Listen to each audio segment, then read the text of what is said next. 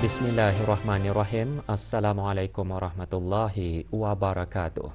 Bersua dalam berita perdana malam ini, saya Husin Ismail. Dan saya Norbaizura Endi. Berita-berita utama malam ini.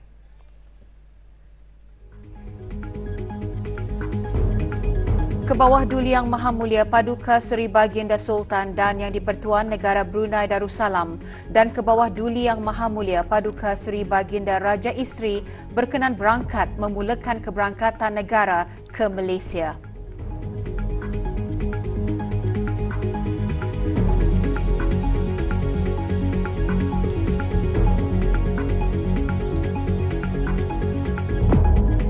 Kebawah Duli Yang Maha Mulia dan Perdana Menteri Malaysia berbincang mengenai isu-isu dua hala, serantau dan antarabangsa yang berkepentingan bersama.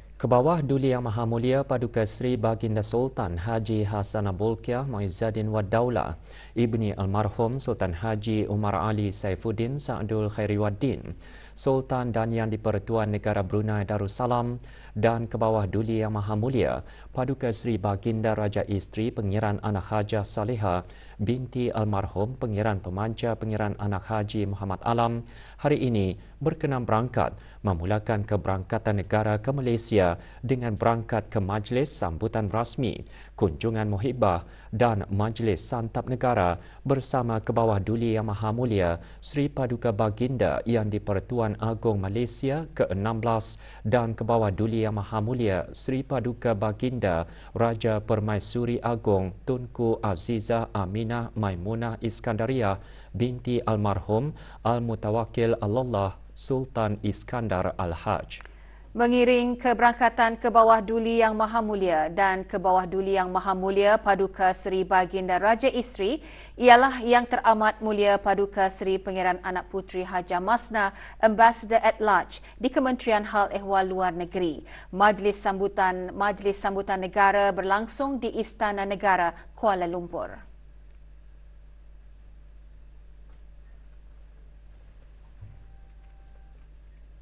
Keberangkatan tiba Kebawah Duli Yang Maha Mulia Paduka Seri Baginda Sultan dan Yang di-Pertuan Negara Brunei Darussalam dan Kebawah Duli Yang Maha Mulia Paduka Seri Baginda Raja Isteri dialu-alukan oleh Kebawah Duli Yang Maha Mulia Seri Paduka Baginda Yang di-Pertuan Agong Malaysia ke-16 dan Kebawah Duli Yang Maha Mulia Seri Paduka Baginda Raja Permaisuri Agong dan Yang Amat Berhormat Datuk Seri Anwar bin Ibrahim Perdana Menteri Malaysia dan Isteri, Yang Amat Berbahagia Datuk Seri Dr. Wan Azizah binti Wan Ismail.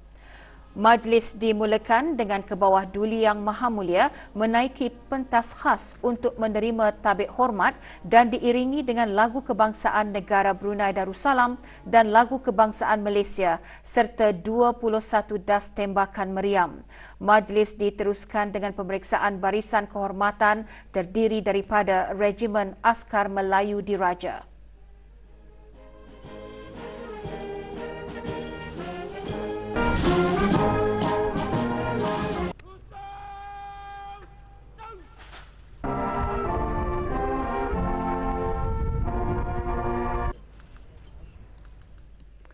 Kebawah Duli Yang Maha Mulia dan Kebawah Duli Yang Maha Mulia Seri Paduka Baginda Yang di-Pertuan Agong seterusnya dijunjung beredar ke halaman dataran Istana Negara bagi acara menanam sepohon pokok simpur.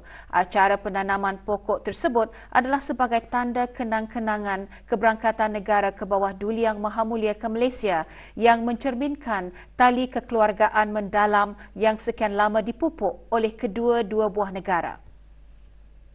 Kebawah Duli Yang Maha Mulia dan Kebawah Duli Yang Maha Mulia Paduka Seri Baginda Raja Isteri kemudiannya disembahkenalkan kepada para pembesar Malaysia dan para perwakilan asing di Malaysia dan seterusnya diikuti dengan sembah pengenalan ahli-ahli rombongan delegasi negara Brunei Darussalam kepada Kebawah Duli Yang Maha Mulia Paduka Seri Paduka Baginda Yang di-Pertuan Agong Malaysia ke-16 dan Kebawah Duli Yang Maha Mulia Seri Paduka Baginda Raja Permaisuri Agong.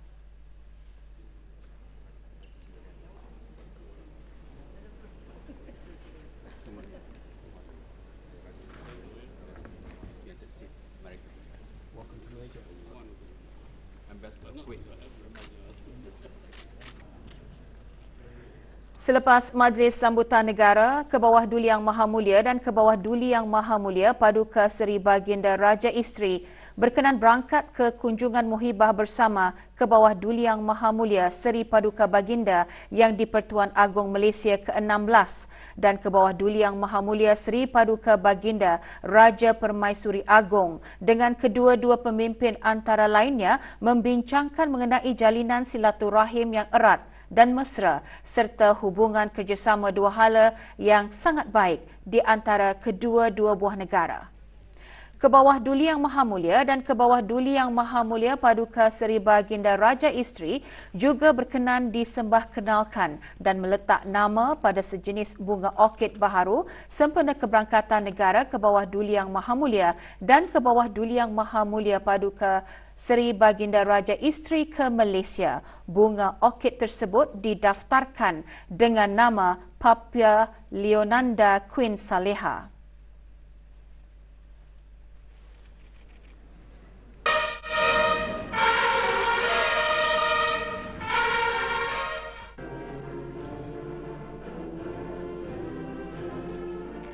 Selepas kunjungan muhibah Kebawah Duli Yang Maha Mulia dan Kebawah Duli Yang Maha Mulia Paduka Seri Baginda Raja Isteri berangkat menghadiri Majlis Santap Negara yang telah dijamukan oleh Kebawah Duli Yang Maha Mulia Seri Paduka Baginda yang di-Pertuan Agong ke-16 dan Kebawah Duli Yang Maha Mulia Seri Paduka Baginda Raja Permaisuri Agong. Semasa Majlis Santap Negara tersebut, persembahan kebudayaan diadakan bagi meraihkan keberangkatan negara Kebawah Duli Yang Maha Mulia dan Kebawah Duli Yang Maha Mulia Paduka Seri Baginda Raja Isteri ke Malaysia.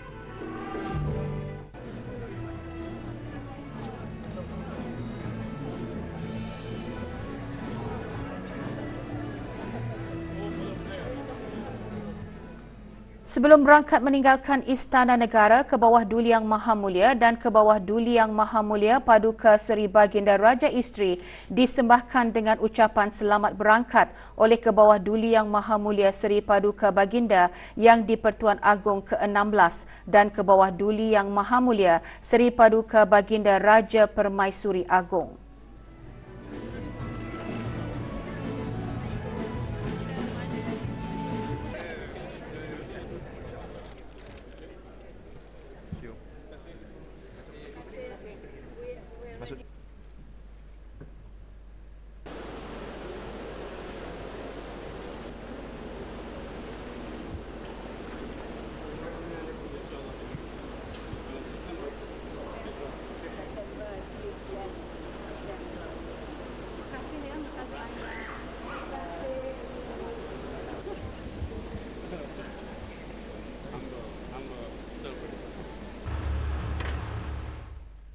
Kebawah Duli Yang Maha Mulia Paduka Seri Baginda Sultan dan Yang di-Pertuan Negara Brunei Darussalam berangkat bersama Yang Amat Berhormat Datuk Seri Anwar bin Ibrahim, Perdana Menteri Malaysia, menghadiri perundingan tahunan Ketua-Ketua Kerajaan kali ke-24.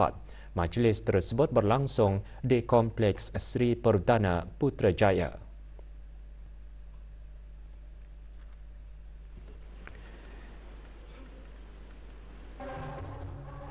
Keberangkatan Kebawah Duli Yang Maha Mulia dialu-alukan oleh Perdana Menteri Malaysia. Kebawah Duli Yang Maha Mulia dan Perdana Menteri Malaysia telah berbincang mengenai isu-isu dua hala serantau dan antarabangsa yang berkepentingan bersama.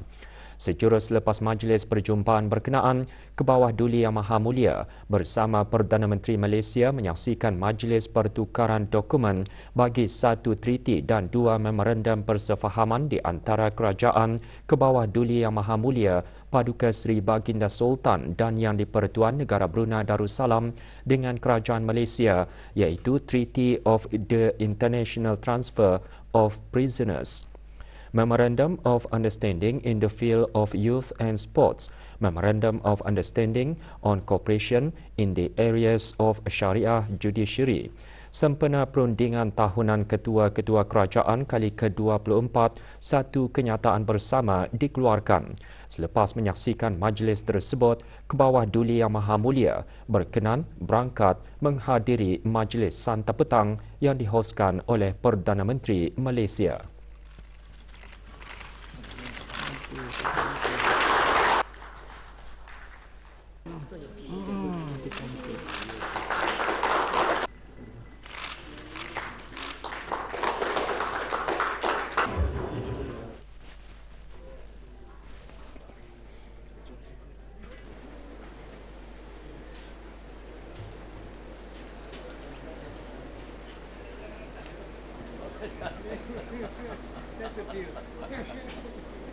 Itu syarat ketat. Semasa keberangkatan negara Kebawah Duli Yang Maha Mulia ke Malaysia, berlangsung majlis pertukaran dokumen bagi satu treaty dan dua memorandum persefahaman antara Kerajaan Kebawah Duli Yang Maha Mulia dengan Kerajaan Malaysia. Treaty of the International Transfer of Prisoners ditandatangani oleh Yang Berhormat Datuk Seri Setia Awang Haji Ahmadin bin Haji Abdul Rahman, Menteri Hal Ehwal Dalam Negeri bagi pihak Kerajaan Kebawah Duli Yang Maha Mulia, manakala Kerajaan Malaysia diwakili oleh Yang Berhormat Datuk Seri Saifuddin Nasution bin Ismail, Menteri Dalam Negeri. Treaty tersebut bertujuan untuk menyelaraskan pemindahan banduan antara kedua-dua buah negara.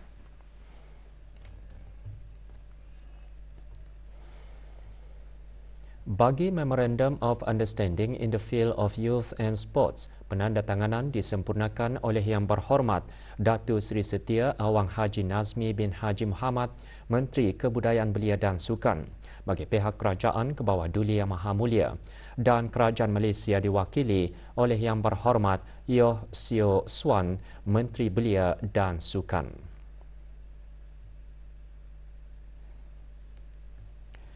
Memorandum persefahaman yang diperbaharui ini antara lain bertujuan untuk memperkukuhkan kerjasama dalam pembangunan belia, sukan dan perkembangan sosial rakyat kedua negara serta bersetuju untuk menubuhkan jawatan kuasa bersama melaksanakan pertukaran maklumat dan program-program mengenai belia dan sukan.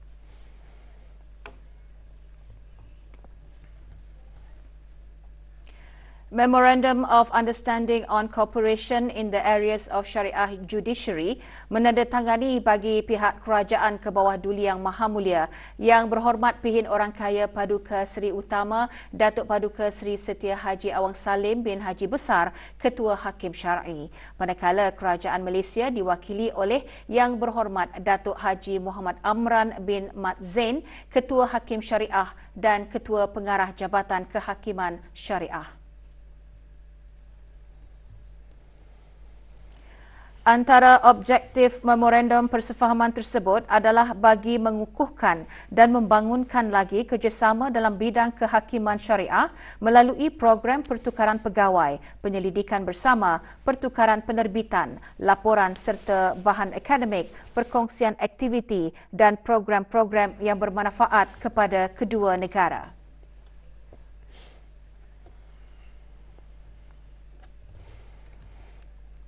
Peserta kursus asas advokasi syariah merupakan pemangkin masa hadapan sistem perundangan negara. Ikuti bahan berita mengenainya selepas ini.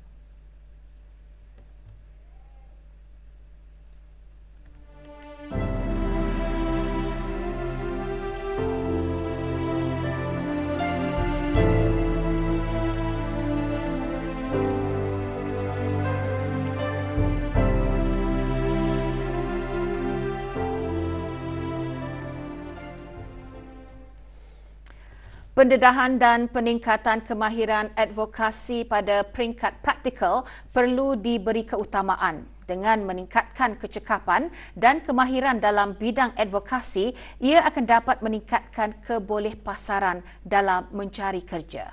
Perkara itu dijelaskan oleh Yang Berhormat Pihin Datu Laila Raja Major Jeneral Bersara Datuk Paduka Seri Haji Awang Halbi bin Haji Muhammad Yusof, Menteri di Jabatan Perdana Menteri dan Menteri Pertahanan kedua pada Majlis Perasmian Kursus Asas Advokasi Syariah pagi tadi.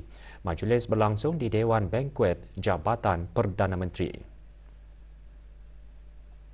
Peserta yang hadir dan terpilih mengikuti kursus ini adalah merupakan pemangkin masa depan sistem perundangan negara yang merupakan tonggak ke arah memastikan kedaulatan undang-undang sentiasa terjamin. Oleh itu, pendedahan Kursus selama 2 hari ini dikendalikan oleh Jabatan Perdana Menteri dengan kerjasama Mahkamah Syariah, Bahagian Pendakwaan Syar'i, Kementerian Hal Ehwal Ugama dan Peguam-Peguam Syar'i. Melalui kursus seumpamanya, ia mencerminkan kepentingan serta kesaksamaan antara kedua-dua sistem yang diamalkan di negara Brunei Darussalam, iaitu sistem perundangan syariah dan sistem perundangan sivil. Peguam Syar'i. Hadirin dan hadirin. Kedutaan Republik Islam Iran petang tadi menyumbangkan koleksi buku kepada Universiti Teknologi Brunei UTB semasa pelancaran buku kolaboratif Brunei-Iran. Majlis berlangsung di Kompleks Perpustakaan UTB. Buku-buku tersebut disampaikan oleh Puan Yang Terutama Homera Rigi, Duta Besar Istimewa dan Mutlak Republik Islam Iran ke negara ini kepada Datin Paduka Profesor Dr. Dayang Haja Zohrah binti Haji Sulaiman, Naib Chancellor UTB. Terdahulu dalam ucapan Puan Yang Terutama Homera Rigi antara lain berkata sumbangan tersebut memperkukuh lagi hubungan akademik antara kedua-dua buah negara.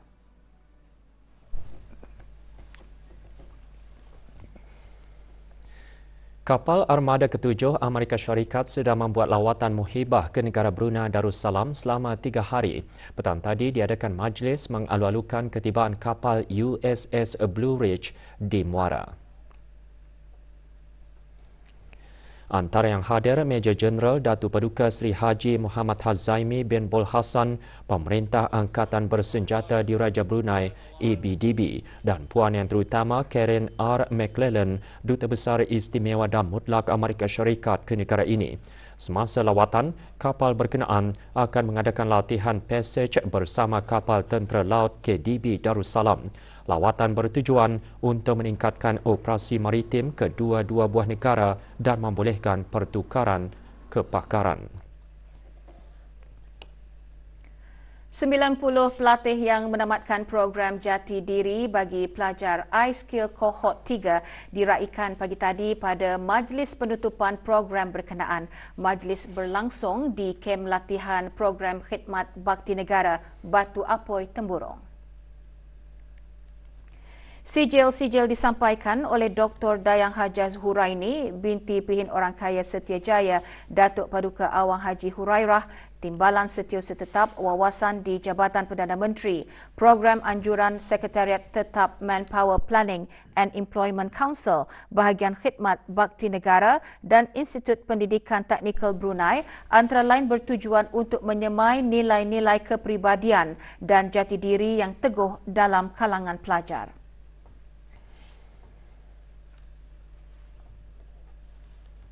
Harapan untuk program Jati Diri ini, kalau untuk orang yang belum mencuba, boleh mencuba.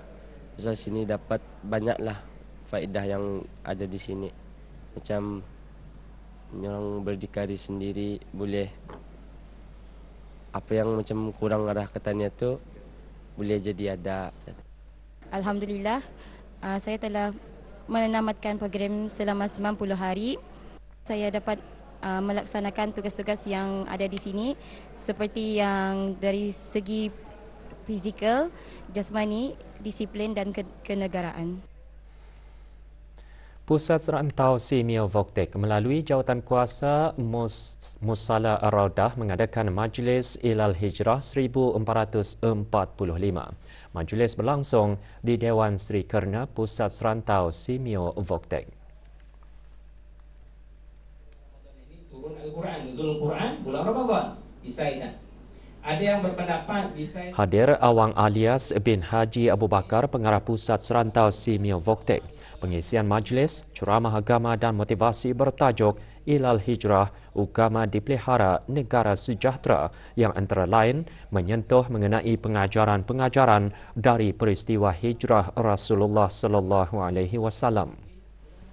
kerana apa? Muharram ini adalah bulan selepas orang kembali dari Para pegawai Masjid Daerah Brunei dan Muara Zon 1 dan Jawatankuasa Takmir Masjid Yayasan Sultan Haji Hasnal Bolkiah pagi tadi mengadakan majlis membaca surah Yasin dan doa kesyukuran.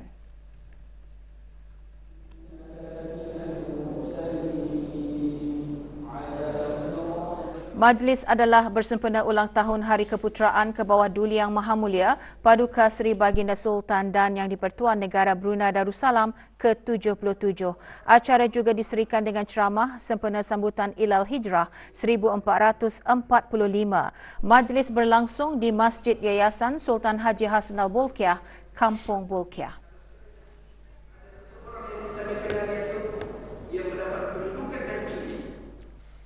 Program rangkaian pertukaran bagi pelajar dan belia Jepun Asia Timur Genesis di Jepun memberi peluang kepada para peserta negara menyelesaikan tugasan dengan para pelajar dari negara ASEAN dan Timor Leste. Tugasan diberikan berdasarkan tema berbeza seperti pencegahan dan tenaga alam sekitar, teknologi pembuatan dan sains, kebajikan perubatan dan sosial dan internet dan pendidikan. Semasa majlis penutupan program pula, pelajar membentangkan perolehan daripada program tersebut dan mencadangkan pelan tindakan berkaitan yang akan dijalankan di negara masing-masing.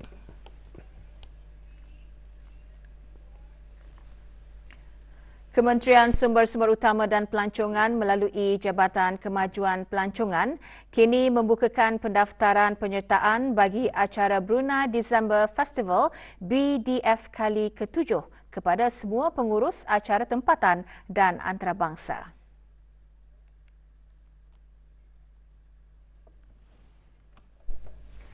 6 kategori dibukakan tahun ini iaitu Islamik, makanan dan kulinari, kebudayaan dan kesenian, sukan, pengembaraan dan rekreasi, membeli belah serta teknologi digital dan ICT.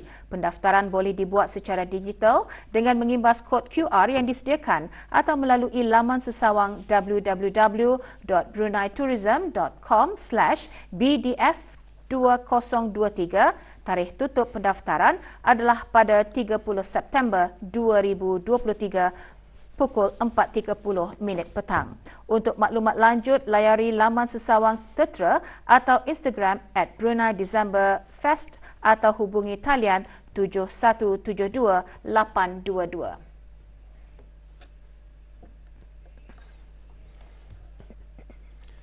Dari 20 buah syarikat yang menerima amaran, sebanyak 13 buah syarikat dikenakan kompaun bagi kesalahan melanggar peraturan perancangan bandar dan desa komposisi kesalahan 2018.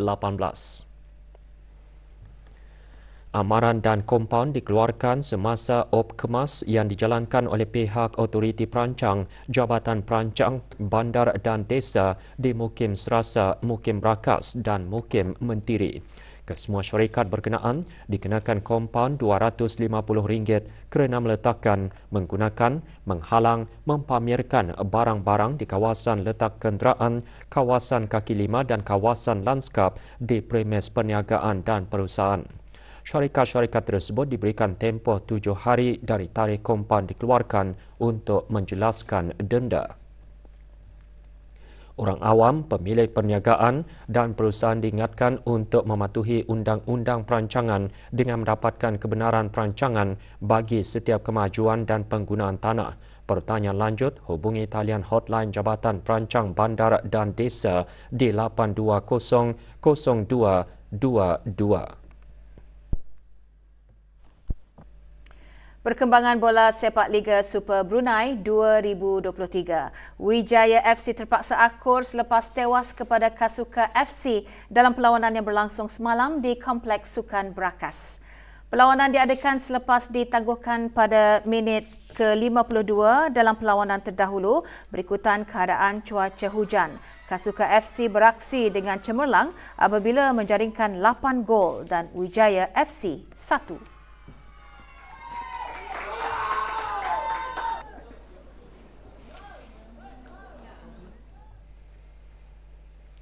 Liga Futsal Brunei 2023. Dua perlawanan berlangsung semalam, antaranya menyaksikan pasukan PES dan RB Sham berkongsi satu mata selepas kedua-dua pasukan terikat 2-2. Perlawanan berlangsung semalam di Dewan Gerak Badan Bolkiah Garrison. Pasukan PES berjaya mengawal perlawanan dengan menjaringkan 2 gol, namun kedudukan tidak kekal lama apabila RB Sham FC menjaringkan gol penyamaan dengan menamatkan keputusan seri 2-2.